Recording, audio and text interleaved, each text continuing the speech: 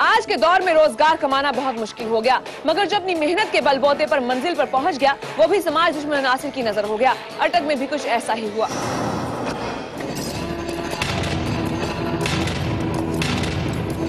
ये कहानी है अटक के मारूफ ताजिर हाजी मोहम्मद अफजाल शहजाद की।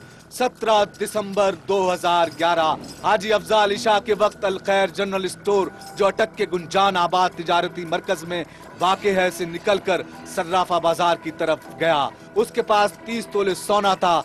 सर्राफा बाजार अटक में कराची ज्वेलर्स से वापस निकले तो उसके बाद उनकी कोई खबर न थी।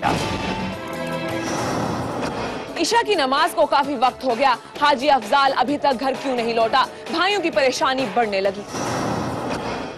जिसके बाद उसके मोबाइल पर कॉल की गई, लेकिन मुतअद्दिद बार कॉल करने के बावजूद कोई जवाब नहीं मिला। मगर यह सिलसिला रात 1 बजे तक चलता रहा, जिसके बाद मोबाइल फोन बंद हो गया। मोबाइल फोन के बंद हो जाने पर अहले खाना की परेशानी में इजाफा हो गया। हाजी मोहम्मद अफजाल के चचा, भाई और दीगर अजीज व अकारिब, दोस्त अहबाब हफ्ता और इतवार की दरमियानी शब उसकी तलाश में निकल पड़े।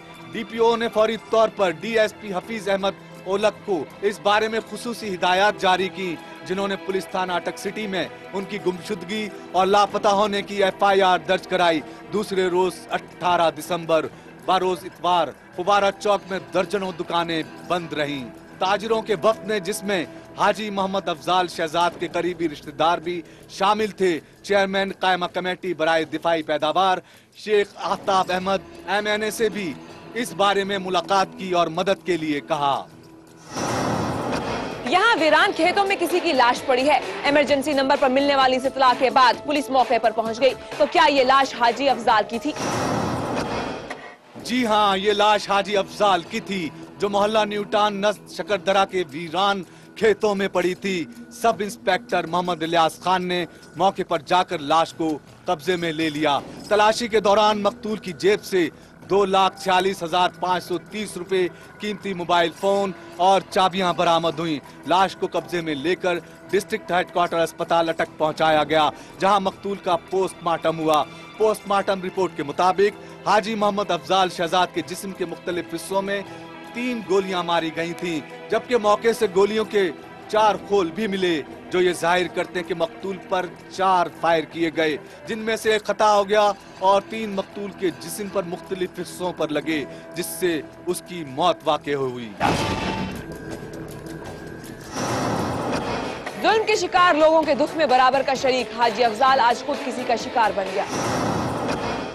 मकतूल ताजिर के भाई हाजी मोहम्मद अल्बास की रिपोर्ट पर पुलिस थाना सिटी अटक ने नामालूम अफराद के खिलाफ कत्ल का मुकदमा दर्ज कर लिया। तफ्तीशी सब इंस्पेक्टर इलियास खान ने तफ्तीश शुरू कर दी है, मगर मकतूल हाजी मोहम्मद अफजाल शहजाद के घर सफ़े मातम बिछ गई, जबकि शहर के ताजिरों, मुख्तलिफ मजहबी तंजीमों, सीरत कमेटी, अंजुमन नौजवानान इस्लाम, जमात अहले सुन्नत, JUP ने एहतजाजी रैलियां निकाली, जो बादशाह जलसे का रूप धार गईं। शहर में मुकम्मल शटर डाउन हड़ताल की गई और मुतालिबा किया गया कि हाजी मोहम्मद अफजाल शहजाद के कातिलों को फौरी तौर पर गिरफ्तार किया जाए और अटक के ताजिरों को तहफ़्फ़ुज़ फराम किया जाए। सदर अंजुमन ताजिरान ने हुकूमत से मुतालबा किया कि उनके कातिलों को फौरन गिरफ्तार करके कैफिर किरदार तक पहुँचाया जाए।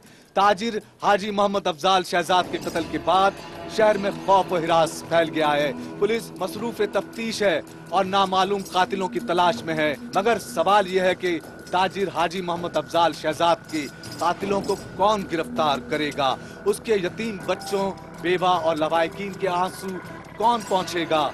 क्या ताजिर के खानदान को इंसाफ मिलेगा? कानून का बोलबाला होगा या फिर ये केस भी फाइलों के मलबे तले दब जाएगा?